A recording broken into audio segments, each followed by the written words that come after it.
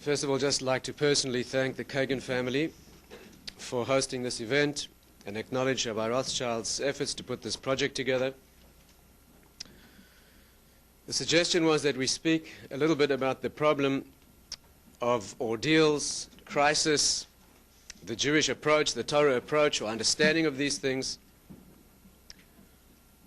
And perhaps the best way to approach it is to understand the depths of the subject of laughter.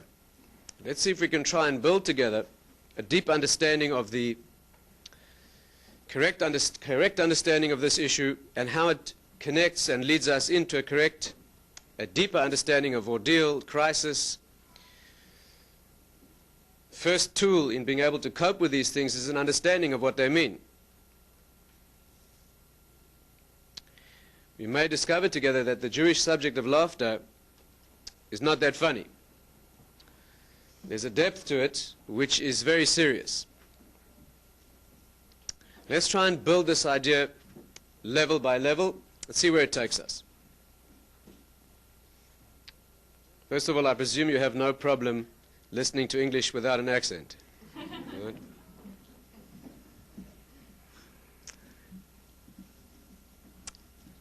How do we approach an issue like laughter? Let's look at some of the deepest currents of thinking that are available to us in Torah thought and see if we can find or discover tools together to get to this subject. Now, we'll need a few minutes of introduction in order to build the tool that we'll need. We have an axiom which states as follows. Every experience that we go through, we want to study laughter this evening. Every experience that we go through, that we have, is a projection of something deeper. That's the first thing to understand. We have a conception that the physical world is a projection of the light of a deeper world.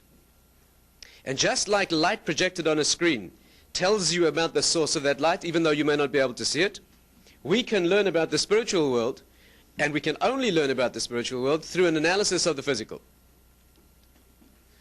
The Gaon of Vilna put it in this way. He said that when you study the physical world, what you're looking at is the imprint that remains when a stamp, he called it michoitam lenechtam, I guess in English you call it a seal or a signet or an imprint, something that has an embossed face. When you print that, when you press that into a soft material, it leaves its imprint.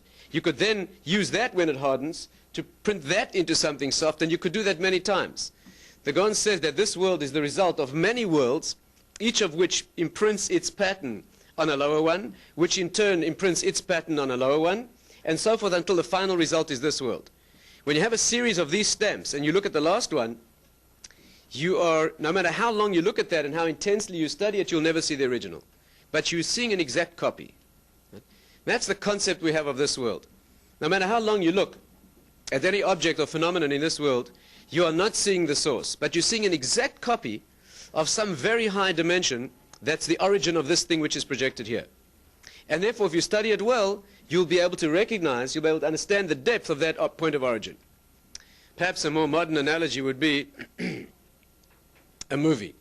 Right? Imagine you went to see a movie. Of course, no one in present company, I'm sure, would do such a thing. But imagine if you went to see, imagine there were a movie kosher enough to see. So you're watching this light on a screen. In fact, it's an illusion.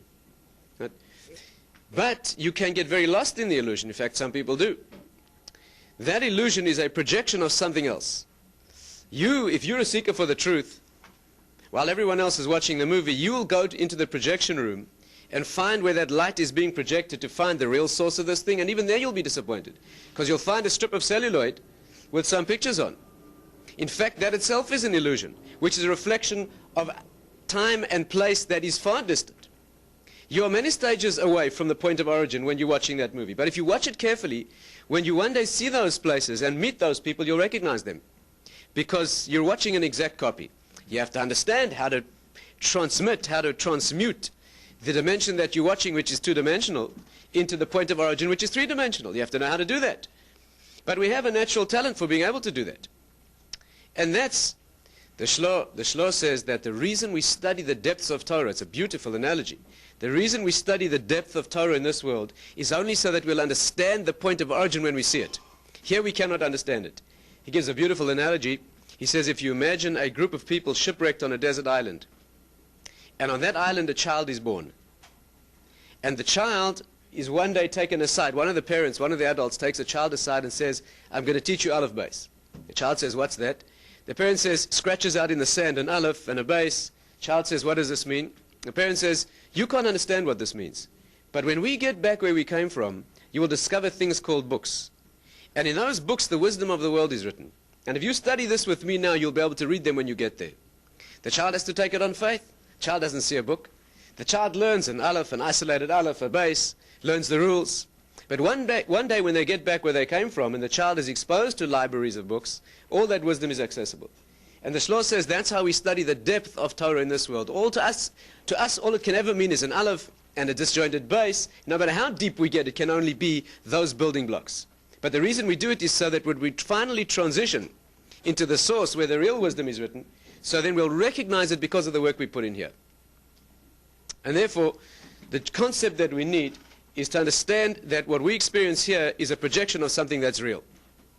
It's real, but transcending the dimension that we can apprehend. We don't have a sense organ to be able to apprehend that world, so we study its projection. But it's good enough. Of course, the classic example and the prime example is relating to a human being. When you relate to a person, there are two aspects to the person. There's the body that carries them to the relationship, the vehicle that they inhabit, and then there's the person inside. That difference that exists 1 second before a person dies and 1 second after, whatever that thing is which we cannot see, call it the personality, the soul, the neshama, that inner essence is what we're really looking for. But the paradox and the absurdity of the world is that you can never get in touch with that internality except through the body. No matter how well you know someone, you can know somebody intimately and live with them for 50 years. But you never see beyond the tip of their nose. You never see the person. All you ever see is the body. But it's good enough because the nuances of movement of the body are all you need to read in to what's happening inside. The Kuzari says that it could be absurd that the crudeness of the body as a tool for giving you insight into the subtlety of the neshama is an absurdity. But that's the way it is. Sometimes it could be in a relationship, at a critical moment in a relationship. It could be that a subtle change of expression on a person's face shows you that they understood what you meant. And the relationship could change forever because of that moment. And in fact, what transpired between you was nothing other than you're reading, some muscles twitching. Right? A very crude and finite change in the physical world. But that's good enough to give you access to what's happening inside. In fact, we are so talented at it that we don't even realize there's a body in between. When we relate to a person and we hear the words that they speak, or the movements of their body, or the expressions of their face, we don't even realize that there's a body in between. We have such a natural skill of being able to translate it into what's happening inside, that what happens is the relationship. We have to learn that everything in the world is only a bodily image, which is moving, and its nuances of movement are showing us a depth that we need to sensitize ourselves to be able to translate.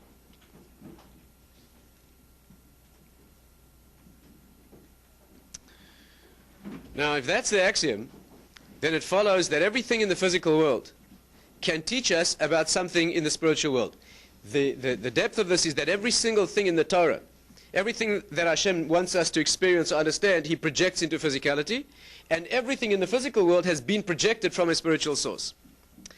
If you like, an analogy would be that the spiritual world, the Torah if you like, which is Hashem's direct expression, is the genes of the physical world. If you study the genes, if you take a person who has blue eyes, and you study the genes of that person, you will find that the genes there code for blue eyes. And you'd be a fool to be surprised. And if you took those genes and you said, wow, they code, of course, genes for blue eyes don't look blue. You have to know how to look at genes. But if you know how to look at the genetic material, you'll see that whatever's written there, which means blue, when it's translated later or projected later into the reality of the physical body, blue eyes are the result. The Torah, if you like, is the genetic material of the world. It comes first. People who say that the Torah is wonderful and deep because it knows the world so well that it reflects it accurately, that's an anti-Semitic, nonsensical statement. People who say that the Torah and the sages of the Torah are so deep and perceptive that they plumb the depths of the world and describe it accurately. It's a completely reversed idea. It's not a Jewish idea. The correct concept is that the Torah says the thing, that's why the world looks that way. And the Torah comes first and projects its reality into the world. That's the concept. And therefore, with this introduction, we can take any concept, a tool that we need to learn to use in general, but we can take any idea, any concept, any phenomenon, any experience, any emotion, and understand it as a projection of something deeper. Let's apply this tool to the concept of laughter. Now, with these eyes, we'll have to look a little differently at laughter. So if one was unfortunate enough to grow up in the lap of Western culture, where the teaching is that everything's an accidental, random event, so somebody brought up like that, thinks that laughter is the vestige, it's a vestigial remnant of something that happened when you were in the trees or someplace else prior to this level of existence, something that was necessary for survival, and so it's more or less with us now. But a Jew doesn't look at the world that way. The concept we have is that if it's part of our consciousness and part of our functioning, it must be a projection of something that's meaningful. And therefore, when we laugh, we need to know what that's reflecting. That's a remarkable experience, laughter. That's a uniquely human experience, and it's a remarkable thing. What does it mean in terms of depth? Well, let's study it together. How do we access such an idea? Well, we said that the principle we use is we analyze, we dissect the object or the phenomenon or the experience in the world objectively and openly, and we then can project it into what it must mean in the source. So let's do that together. Let's look at laughter and see what it can teach us about its source, and see how that can lead us to a deeper understanding of ordeal and crisis.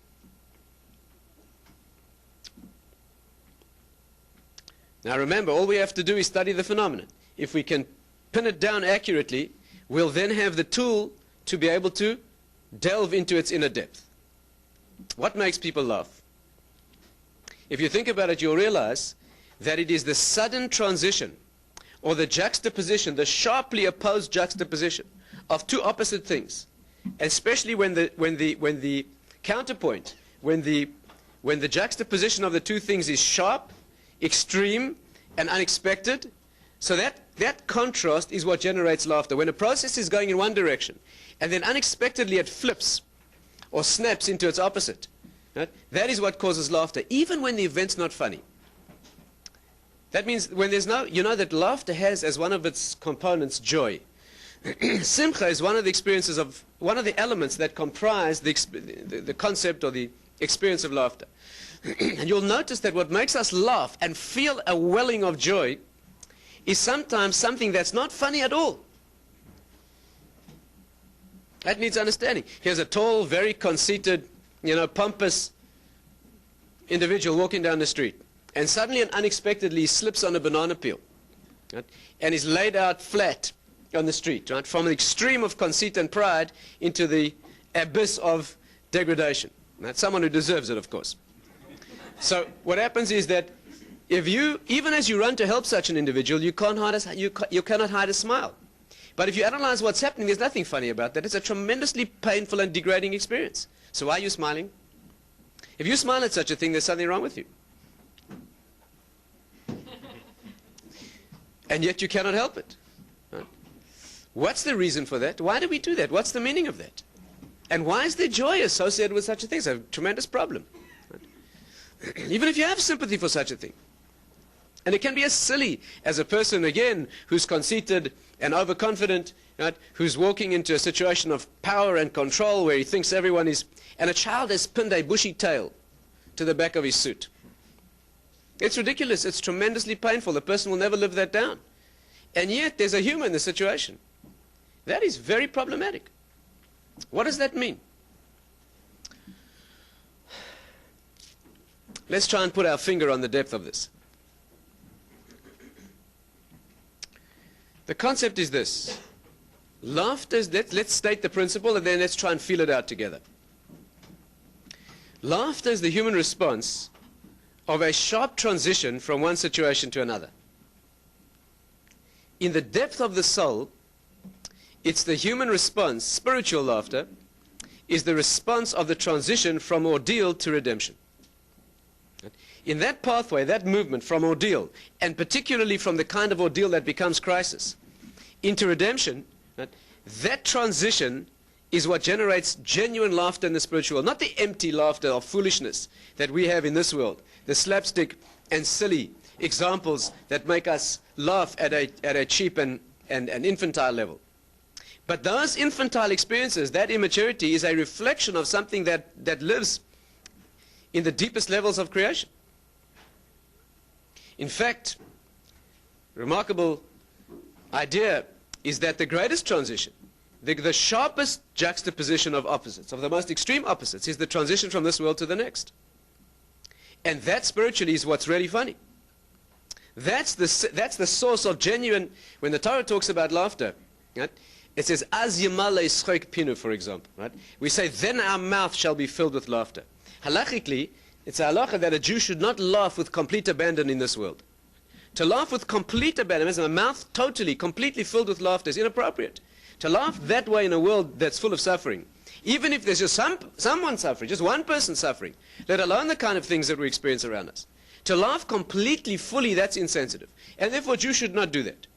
But as yimale schok pinu, then our mouth will be filled with laughter. And the simple interpretation means that when this is over, and the torment and tragedy is over, so then the laughter will happen. But there's a much deeper meaning, and you heard it referred to this evening. It's not that because this is over, the laughter will be. It's because this was. It's because this dimension generated that dimension. There will be genuine love when you suddenly see that a process leading in one direction, in fact, was building the opposite. A process leading in one direction, that is a process of sadness. That's a process of agony and crisis. When you suddenly realize that it was that agony that built the eternity, that is genuinely, that's a mouth completely filled with laughter. We have many expressions of that in Torah. It says, Vatischak leyoim acharon. Remarkable thing again. A woman of greatness. A woman of greatness will laugh at the last day. It means the day of death. Laugh at the day of death? That's a Jewish, what does that mean? We weep at such a day. But it means somebody who's prepared in depth and understands what that transition means. Who knows that what looks like mourning and weeping from here is a redemption and a birth from the other side. So that's and of course it's a woman. It's a woman who laughs because she's the agent of birth. She's the being that goes through the birth, but she can bring that into the world. So she most potently feels that. When do we sing that, by the way? What's our tradition is Friday night, right? When Shabbos comes in, we sing Eishes Chayil, and it's then that we say Vatischak leyom acharon. Why Friday night? Isn't that the transition from the week, with its finite limitation, into the transcendence of Shabbos? That's a minute experience. That's a miniature experience of the transition, right, from this world to the next. Shabbos is ma'en olam haba. It's a flavor. It's a slight taste of the final dimension of eternity. And therefore, when the week transitions into Shabbos, and we feel just a taste of that elevation, so then we say, "Vatischak leyom acharon." That is the simcha. That is the depth of laughter. You know, in the deeper sources, the way this is usually referred to is that usually the description is of the mother. When the mother's going through the birth process, it doesn't look funny at all. It doesn't look happy at all. It doesn't look like a life-giving experience at all. If you stumbled into a room where a woman was giving birth, you wouldn't be amused. She's not amused, and you wouldn't be amused. If you weren't prepared for it, you would be struck. You would be horrified. And in fact, what's happening there is that the difficulty and the apparent negativity and what looks in every way like a death experience is bringing life to the world. And it's the pain of the experience that is bringing the life to the world. Right? The paradox of that experience is, despite its difficulty and pain, when that experience is complete, the mother wouldn't give up any of that pain. When the pain is over, she relishes every moment of pain. Why? Because it's that pain that brought this life into the world. That's the process. In fact, there's an even more remarkable aspect of that process. You hear in this discussion, of course, not only the process of human birth, you hear in this discussion the final redemption. It's why we refer to the Messianic Advent as being birth pangs, birth pains, because the world then will go through tremendous ordeal and crisis, and it will be the crisis and ordeal itself that gives rise to the final redemption, revelation, transition. Right? Not that the crisis has to be over before we can get there. The crisis has to be so that we can get there. It doesn't look that way from here. And some of the predictions of the Messianic transition are awesome and frightening. But we understand that it will be necessary in order to generate what has to be generated. The Rambam was once faced with a question regarding this transition, which is worth repeating, remarkable illustration of this. He relates in this issue to the process that the child goes through. We used to speaking about the mother. If you read sources that talk about these things in depth, they talk about a woman in the travail of labor and what she goes through and how the experience of pain and suffering is a transition into life-giving. But it's remarkable to consider the child who's going through that process as well. Let me share with you what the Rambam says about this. The Rambam was once faced by a group of philosophers who followed the Greek tradition, and they asked him the following question.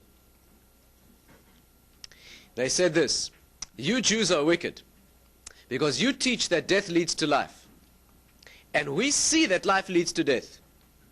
So why do you foist upon the world this redemption concept, this messianic concept, this concept that crisis leads to redemption, that death leads to life? We don't see that. When we study the world, we see that everything that lives disintegrates, winds down, and finally dies. So how do you come and tell us that the process of disintegration and death in fact leads to life? But you have to understand the depth of this question is that they were asking a question based on the axioms that we use. Right? They were saying, you teach us that we have to look at the world and learn from it. That's what we said this evening. You teach us, you Jews teach us, that we look at the physical expression and we interpret that and we project it back to its source. So let's do that. Let's look at the world. When we look at the world, we see that life leads to death. We're using the tools that you've taught us. So how can you come along and say death leads to life? That's a good question. That's a good question. So the Rambam answered as follows. It's a classic exposition of this. It's worth remembering. The Rambam says this. The Rambam, of course, was a physician, knew it firsthand, not only from his Torah knowledge. He describes, in answer to this question, the process of transition that the fetus goes through when it's born. You know, the Gemara says that when a child is born, what's closed opens, and what's open closes. You know that, I'm paraphrasing, I'm going to just give a little bit more anatomical detail here to the Rambam's exposition. But you know that a fetus who's unborn has features of its anatomy and physiology which are the opposite of a child who is, of an adult, of someone who lives in the world. I'm sure you're aware of that. The circulation, the blood circulation of the unborn child is not at all like the circulation of the adult. And the adult circulation is not at all. Not only that, but they're opposite. They're not just different, they're opposite. What's life for that one would be death for this one, and vice versa. An unborn child, the physicians present will forgive me for this description, but the unborn child, you know, its lungs are completely contracted. Right? And no blood goes to those lungs. The blood supply that should feed the lungs is bypassed. The lungs are bypassed by a major blood vessel which takes all the blood away from the lungs.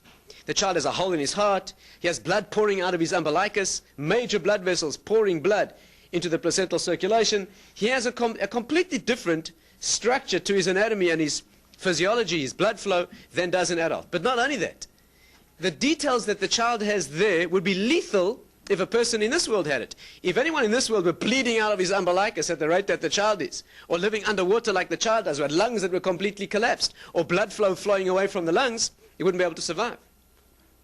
And on the converse, if a child in the womb had one of the features that we have here, it would kill the child there. So the child's living in a situation that's exactly the opposite to what the child needs here. Right? And then with that child living in that situation of perfectly adapted to its environment, it begins to be born. But that's an inevitable death process.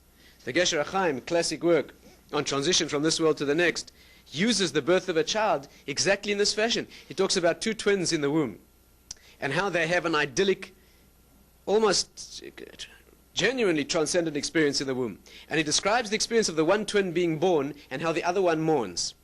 Because the other twin knows that the birth process must end in death. This child is being thrust out into a world where there's nothing that it needs to survive. There's no way that it could survive, and the child mourns.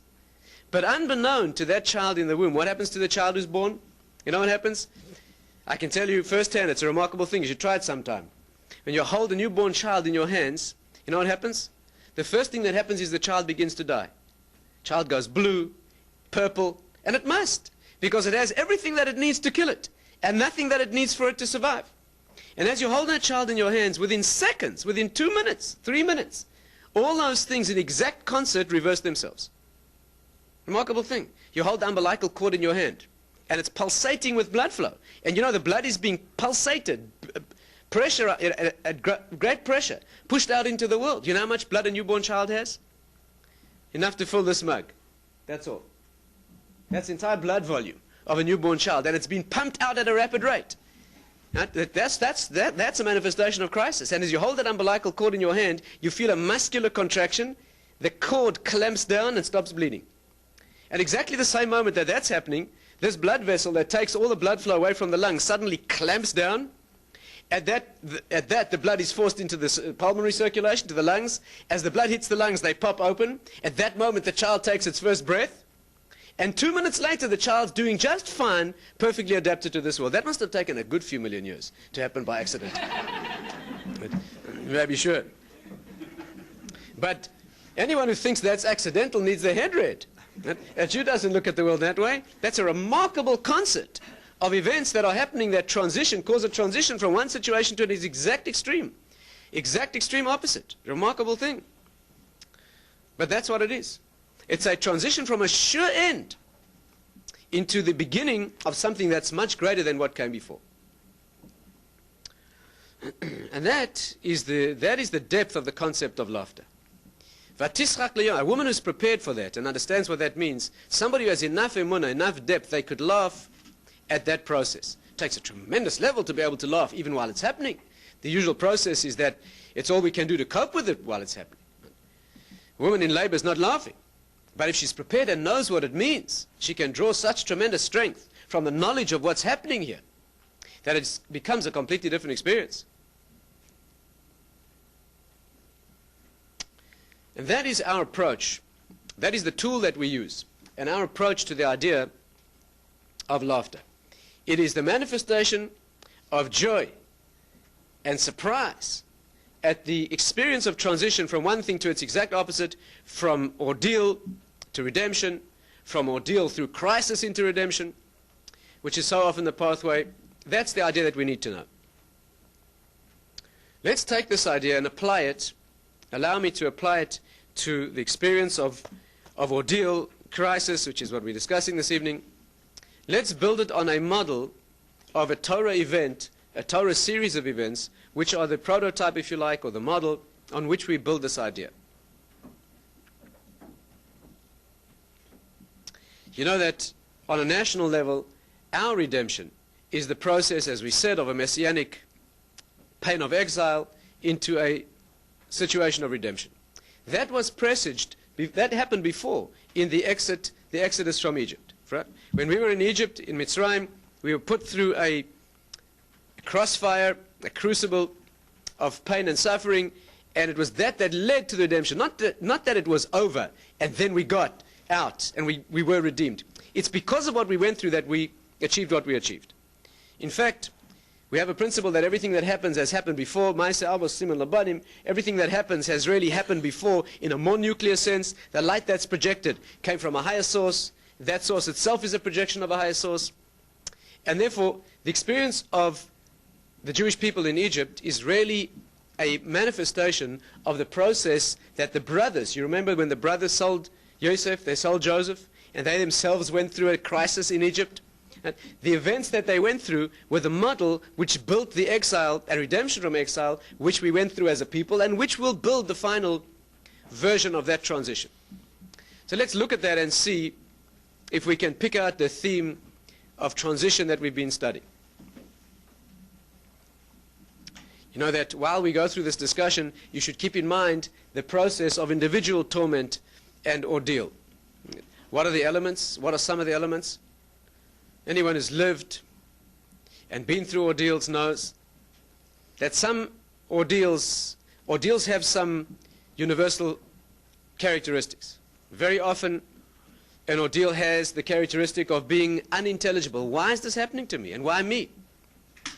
There's so many elements in an ordeal, very often, that are so strange and seemingly uninterpretable.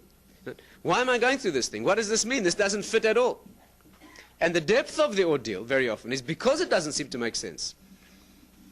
In fact, many times in the depth of a trial, a person feels that if only they knew that they had to go through this, and that it has to be me, and that I need every detail. Yeah, I'd have the strength to go through. That's not the problem. It's not the courage to be able to go through this thing. It's the doubt about what this thing means, and whether I'm the right. There's the feeling of a wrong address here somewhere. That's an inalienable part of a test, of an ordeal. It's a level of emunah to be able to raise oneself to that level, to know that this has to be me and I need this, but it's not obvious. Another characteristic of ordeal very often is that it becomes protracted. It takes a long time. Very often a person feels, I couldn't take any more of this. And then it takes longer. And then a person says, this must be the end. And then it goes on longer. And when it's gone on longer, it goes on longer. And very often when it's gone on so long that it couldn't go on any longer, and it's gotten so much worse that it couldn't get any worse, it goes on longer and it gets a lot worse. And very often when a person thinks that it couldn't descend any further, the ordeal becomes a crisis. And of course, Kabbalistically we have an understanding that at the greatest moment of crisis, if it in fact is so bad that you couldn't hold on for one more minute, that's when you can begin smiling. Because if it's that bad that it cannot last one more minute, then hold on for one more minute. Because that's when it will end. Of course, it's then that many people lose their grip. But that's not the way to regard that. If it's become that bad, you'll never be put through anything that you cannot take. Right? A test is not given that way.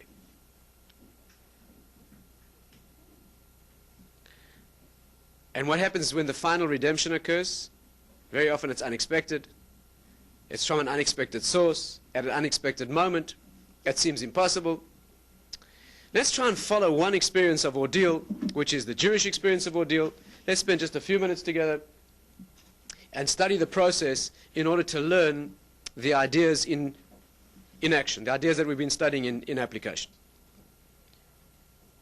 All I wish to do with you is just share a simple insight into a process in Chumash. Let's just learn a little bit of Chumash, a little bit of Sefer Bereshis together, and see how we see these ideas in action. I will describe to you the process that the brothers went through, but you should keep in mind personal ordeal and personal crisis on a parallel track at the same time. What happened to the brothers? They sold Yosef, right? They made a mistake. What happened then? Tragedy descended upon them. And when they came back to their father, when they came back to Yaakov, and he understood that Yosef was no longer alive, he entered a phase of mourning so intense that he lost his prophetic insight. And that lasted for a long time. You know how long that lasted? 22 years it was before they saw their brother again. Right? I don't know how they survived that ordeal. And not only was it a protracted ordeal where they had done that to their father, but the consciousness that they had was that they destroyed the world. You know that Yosef was a key in the transition to the Messianic phase. We have a concept of Mashiach ben Yosef, who will bring in the Mashiach ben David in some way. And Yaakov Avinu needed Yosef. His relationship to him was such that the process involved Yosef being a key in the final redemption. And they had just eliminated that. And when they saw the depth of despair that their father went through, that he was completely disconnected from the spiritual world, in a sense they had terminated his life, they became aware that they terminated the future of the world. The world is here for the Jewish people to manifest as a people, that those 12 sons should bring tribes into existence, those should form the Jewish people should bring the Torah to the world, and that should bring be the agency of the final redemption. And their consciousness was that they had destroyed that. And talk about ordeal, talk about guilt and oppression and a sense of failure. Right? And the proof that they were wrong was that it did not get better. It continued and continued, and it got worse. Not only that, but you know the commentaries say that when Yaakov Avinu was mourning and the brothers watched him mourn, they watched a man mourn with the intensity of the first shock of a loss. You know, normally the process of mourning, is a process that gets lighter as time goes by. You know, the simple psychological understanding of that is that the reason that the mourning is alleviated, or that the mourning lightens as time goes by, is because one becomes used to the situation, or because memory becomes jaded, memory fades. But there's a deep understanding in some of the deepest Torah sources that states that the reason that mourning becomes lighter with time is because the one who's mourning is spiritually connected to the one who has departed. And the one who's left this world is going through certain spiritual transitions, tikkunim, deep ideas that we don't grasp fully, but that neshama is going through certain phases of elevation. And there's pain in those transitions.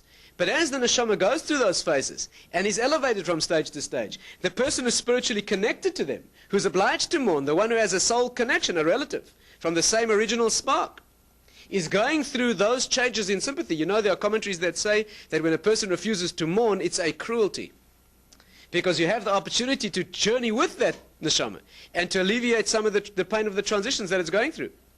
And therefore, when that neshama goes through its changes, and the one who's left behind mourns, so it's journeying together with that neshama and bearing some of the load, and it's also living in concert or in tandem with what that soul is experiencing. And because that neshama is going through higher and higher stages, the one who's left behind is lifted out of mourning in a corresponding set of stages. But Yosef wasn't going through those changes. Yosef had not died. And in the spiritual world, he was not going through those changes. So Yaakov Avinu was left with the shock of his initial consciousness of having lost his son. And he was not given the gift of being lifted through those stages. So he mourned in the acute stage of mourning for 22 years. It was inconsolable. What happened after the brothers were put through that? After it lasted longer and longer and longer, and they had to deal with living in a world that they had the awareness that they destroyed, that they had curtailed and brought to. So like ordeal often does, ordeal descended into crisis. They began starving. There was a famine. I'm sure you remember the story. I don't have to remind you of the details of the process, but there was a famine, and they were starving. So what happens? They go down to Mitzrayim, to Egypt, to buy food. They leave Binyamin behind because Yaakov cannot separate himself from Benjamin, another son of Rachel Imenu. The loss of one has been almost too much for him to bear, so he keeps the other one with him. And the brothers go down to Mitzrayim and they want to buy food, and they begin a strange torture. A strange individual begins tormenting them in ways that cannot be understood. You're spies and I don't believe you, and they know immediately that it's because of what they've done. That they knew. But why the process was happening and why these details, they're on their way home, they find their money returned, that doesn't make any sense. They put through all the steps of ordeal and crisis. But this is the way to learn Chumash, right? We're just simply here going through a simple exercise in understanding the simple level of the meaning of a sequence of events in Chumash. What happens? Finally, Yosef, their brother, unknown to them, says to them, I want you to verify your story. Go back to your land and bring back the young brother you spoke of. And you'll leave a hostage with me. Keep Shimon. The brothers go back. And the crisis is deepening. And the confusion is deepening. They go back to their father. They tell him that we have to leave Shimon behind. He wants us to send Binyamin. Yaakov cannot part from Binyamin. It's a life and death matter for him to part with Binyamin. If anything would happen to the child, he wouldn't survive. But finally, the crossfire of an ordeal is always built in such a way that there's no way out. If you had an option and a way out, it wouldn't be the crisis that it is. But they finally get squeezed into a corner where there is no way out. They're starving to death. And one way or another, they're not going to survive. So the brothers say, we have to take Binyamin down. And eventually Yaakov has to agree. There's no other way. And he finally watches his son recede into the distance. Another son.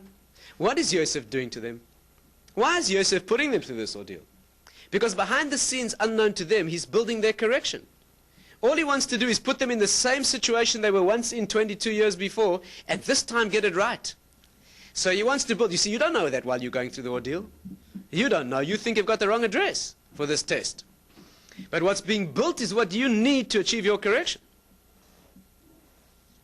And the confusion and the pain and the suffering of it is exactly what you need. And finally, what happens? Yosef wants to get them in a situation where he incriminates Binyamin, and there's evidence that the boys let them down, that it's he and it's his fault, and he wants them to turn on him with a tremendous temptation to beat him down and drop him, just like they dropped his brother all those years before, and this time against all odds, and in the face of all logic, to stand by him. What is the process of tshuva? It's arriving at a situation where you once were, or being able to stand in a situation where you once failed, and this time not failed. The Rambam says that's a definition of tshuva. To be able to deal, you should not go into such a situation, but to be able to deal with a situation that you once got wrong, and this time get it right. And Yosef is inexorably building that experience. He's going to put them into the same trap, and this time, and they're big stakes. The stakes are the correction of their neshamas. The stakes are the future of the Jewish people and the future of the world. They're talking about the most massive stakes imaginable. And what happens? They go down to Mitzrayim, they go down to Egypt. And what happens? You know that one of the elements of ordeal, we omitted to mention it before, but again, a person who has been through these experiences in life will know. One of the classic components of an ordeal is that there's an illusion of redemption. You know that we have a tradition that in the messianic process there will be a false messianic experience. It's an inevitable and integral part of the experience. Right? There's an illusion of redemption, and then the real crash occurs. It takes tremendous strength to go through these things. What happens? Isn't that what happens? They go down to Mitzrayim, they verify their story. Yosef says to them, fine, I see you telling the truth. He gives them all the food they need, and they all go back. They're all on their way home. A tremendous uplift. Things are going to be fine. And as they're about to cross the border, they're on their way back to their father. Hoofbeats behind them. They turn around. They're being overtaken. There's an accusation that they've stolen Yosef's cup. And in whose sack is it going to be found? Yosef wants to put them in a situation where they have everything they need to turn on him and drop him. And of course, what he's trying to build is an experience where they'll be faced with that opportunity, and this time they won't. And what happens? That's what they do. With every reason in the world to turn on him, they stand by him. They go back to Egypt, and then they face the prospect of complete oblivion. The Sfas Emes says that all that faced them at that critical moment when they faced Yosef again was two options of total oblivion. What could they do? The one option was Yosef said to them, look, leave Binyamin here, he's the culprit, and go home to your father. So if they would have gone home to their father, all the Mefarshim say that if Yaakov would have just counted them in the distance and seen that Binyamin was not with them, he would have died of grief on the spot. Kill Yaakov Avinu, kill Yisrael. That's kill the Jewish people at heart, in essence. What was the other option? To become mass murderers. Mass murderers, to destroy the entire known culture of the time, which was Egypt. In fact, Yehuda, as the leader of the Jewish people, turned to his brothers, and he said to them, if we're forced into this, this is what we'll do. You each take one city and wipe it out. I'll take 3 and destroy them. We'll lay Egypt waste, become mass murderers on an unprecedented scale, destroy the world, and we'll exit the ruins of this destroyed world without. Can you imagine those options? So with those two options of destruction facing them, right, and no way out, and with a clear consciousness that this is what we deserve, right, Yehuda steps forward and he says to Yosef, in paraphrase, I don't know what this means, and I don't understand the confusion that's going on here, but I know I'm responsible. And I promised my father to bring him back, and therefore, take me. Right? The ultimate yielding of the ego, the ultimate statement of responsibility. Right? Instead, the circle has finally been closed. Instead of dropping the one who has evidence that he deserves to be dropped. Right? At that moment of crisis, Yehuda, representing the Jewish people, leadership of the Jews, steps forward and says, take me. And at that moment of crisis and death and oblivion, right, which hung in they heard the words, Ani Yosef. Imagine what those words meant. I'm Joseph. At which moment? Impossible moment. The moment of complete, the brink and beyond of oblivion. And from where? From the source of the problem. From the source of the torture, right, is the announcement of the redemption. Right? That the source of the, you know what the Chumash is telling you? That it's the ordeal that is your redemption. It doesn't come from someplace else and you breathe a sigh of relief that the thing's over. It is the experience that's the redemption. Right? You know that we have a concept that the next world, transition from this world to the next. In the next world, the Kabbalistic description of the next world is that it's a place of trees. You know, we talk about Gan Eden, a place of trees, should not be understood in a childish fashion. But whatever those trees mean, you know, the word eitz in Hebrew, tree, is the root etzem, which means that it's a place of intrinsic, etzem means actuality, or deep reality. Gan Eden means a place of essence, of essential intrinsic existence. That's what the trees mean over there.